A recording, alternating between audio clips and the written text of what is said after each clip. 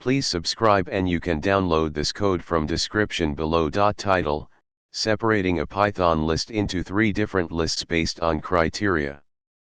Introduction.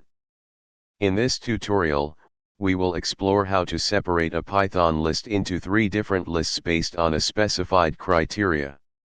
This can be a useful operation when you want to categorize or filter elements of a list according to certain conditions.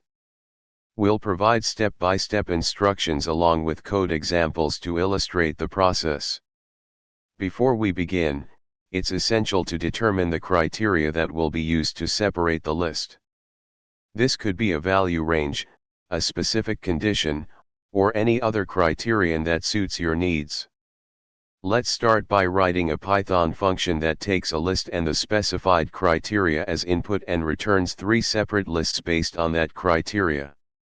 In this example, we are assuming that the criteria consist of 2 values, creating 3 lists, one for values less than the first criterion, one for values within the specified range, and one for values greater than the second criterion.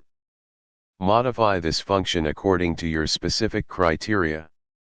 Now, let's test the function with a sample list and criteria. Adapt the function and criteria according to your specific use case. You can change the comparison operators or add more conditions as needed.